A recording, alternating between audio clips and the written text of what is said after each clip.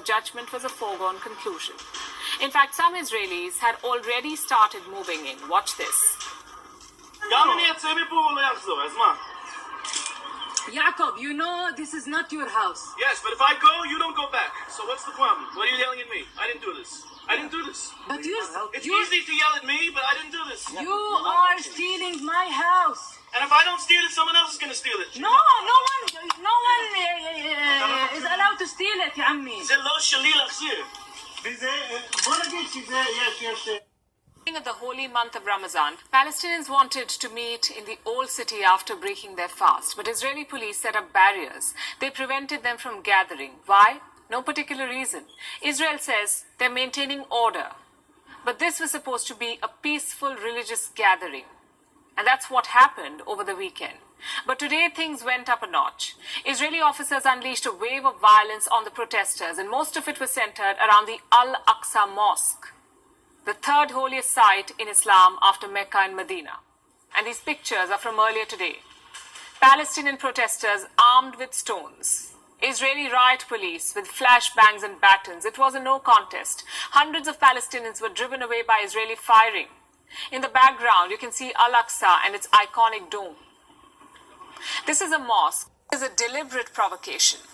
So today security was beefed up, but in Jerusalem security is offensive, which explains why the police stormed Al-Aqsa, and that too in the holy month of Ramadan. Many of the protesters ended up fleeing inside the mosque, and these are some of the pictures they sent out. Israel's crackdown is not new. They have oppressed Palestinians, evicted them from their homes, and moved into their neighborhoods. And none of this is sanctioned by international law. But Prime Minister Netanyyahu says he will continue doing.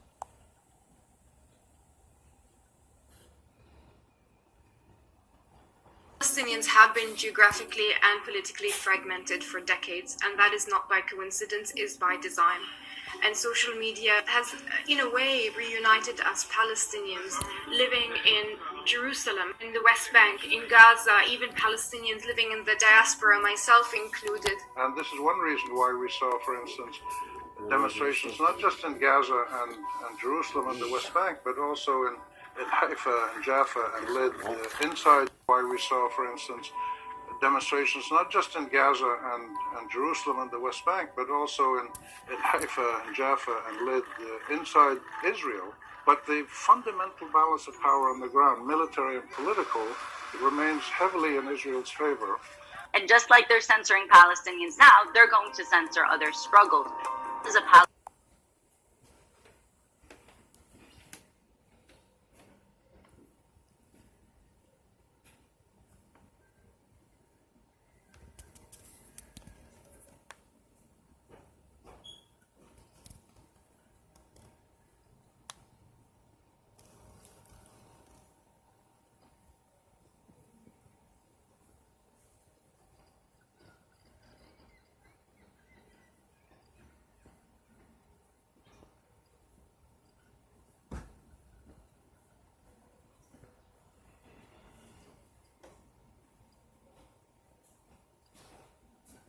tunnels being obliterated. This was a bank Israel says was used by Hamas.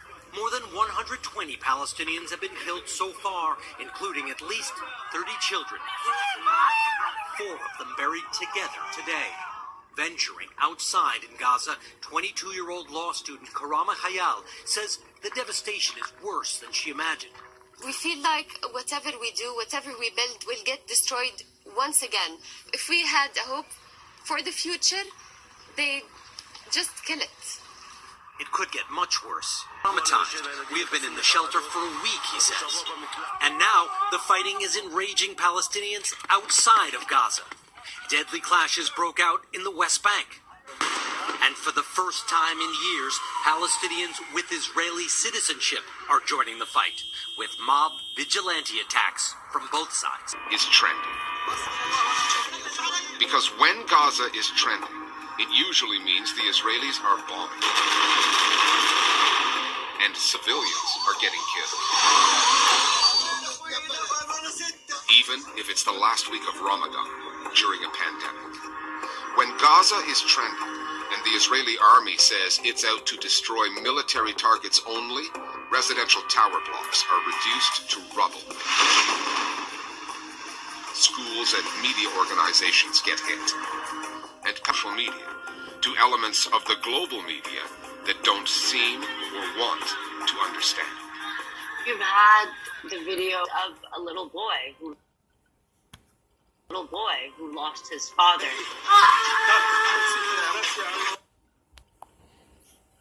This next clip of the building going down was one of the first ones 2 days ago, if not 3.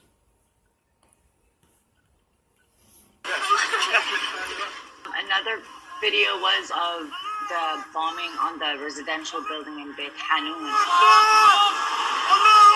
And you just saw it collapse completely flat. I think what it does is it showcases Israel's brutality. For me, the two images that stick in mind, one of is the block of flats in Gaza that collapsed. And also the picture inside Israel of houses demolished and people covered with blood. And you see more and more pictures like this. What social media does is that it allows us to craft our own narrative, to select our words, to select our images. This is one of the more important moments where they don't want the news reporting this information, and so they have essentially bombed the building. Let me play the clip for you. Building owner and an Israeli intelligence officer.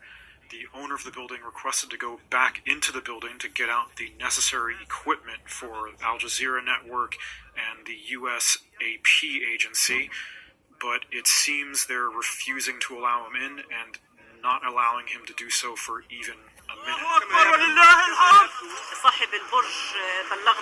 The owner of the building told us that he was ordered to inform all the officers and all the residents, each apartment, to evacuate the building.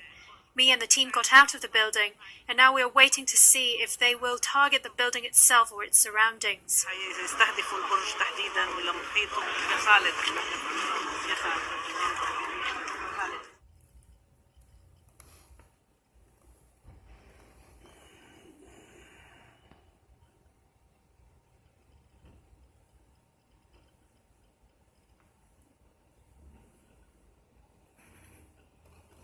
And there it goes, going down. Bless her heart for telling the truth. Well, we know that it houses TV stations, and they are at the... Apologies for that. They are at the moment furious because they say they were the target. Israel says that it actually was a Hamas military intelligence building as well, and that Hamas was hiding behind the media, using them as human shields, if you like, and that strike was legal under international law, particularly because Israel then, before it struck the building, it rang. There was a conversation between Israeli soldiers and people in the building, and told them they had an hour to get out. They requested more time and said they wanted to remove their archives and equipment, and the Israeli soldiers said, no, you have an hour, and that's all the time you have. But it's been hugely controversial, and it's definitely featured everywhere on social media, with the feeling that Israel is actually targeting its opponents in the media, people who it doesn't want to hear from, and shutting them up. I mean, in the meantime, Iris, we know that both US and Arab diplomats are seeking to calm this situation. Where are we in terms of those talks?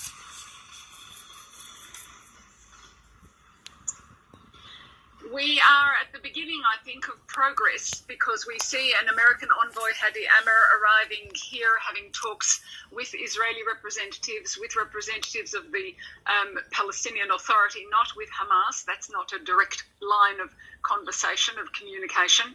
We do see a direct line of communication via Egyptian diplomats who are also here. Egypt is the traditional mediator because it does speak to both sides who don't speak to each other. There's a shared border. And I think another positive sign is that Egypt has said it is opening the border crossing and allowing Palestinians to come through, wounded Palestinians, for treatment in Egyptian hospitals. All of those things together plus the involvement of the UAE, the new normalization deal between the Emirates and Israel. There's been a comment from the Emirates as well. There's been comments from Europe. Tomorrow, the United Nations Security Council is going to discuss this issue. I think all of those things are pointing us towards some kind of resolution. And perhaps what we're seeing today, this massive attacks in Tel Aviv, the airstrikes in Gaza, it's a sign often before the ceasefire there are the strongest attacks, and perhaps that's what we're seeing. I say that optimistically. I don't know it for a fact. All right, Iris Mackler. This is images from 2 years ago. You actually have Jewish people in support for peace for the Palestinians. Like I said, a lot of them do not agree with this Hitler prime minister.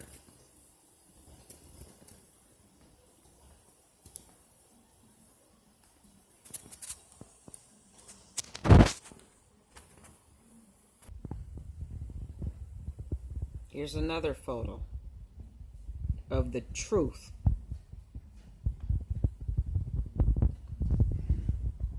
Anyone in their right mind would not support the Zionists.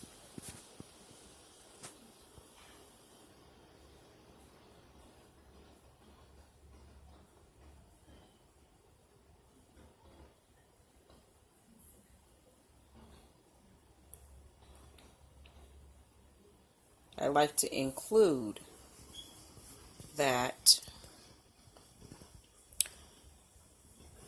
the Prime Minister already went to court for corruption. Obviously, like America, they have people in place that did not take him out of office for his corruption. And the people, unfortunately, have him in power, causing genocide.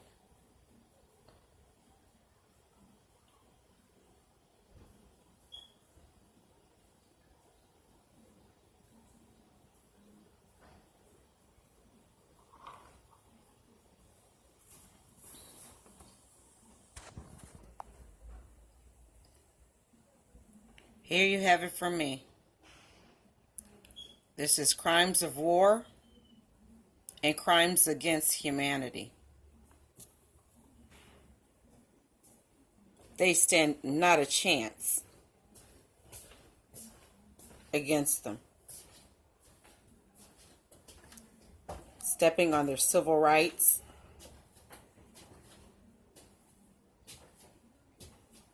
This is horrible.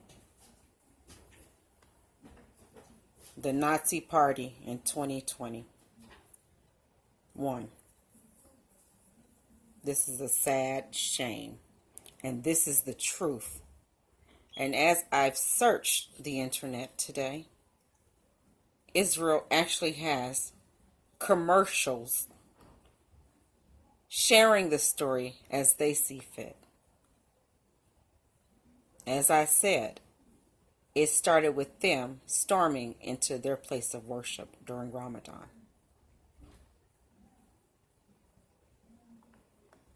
And the UN is posting on Twitter condolences when they should be sanctioning Israel.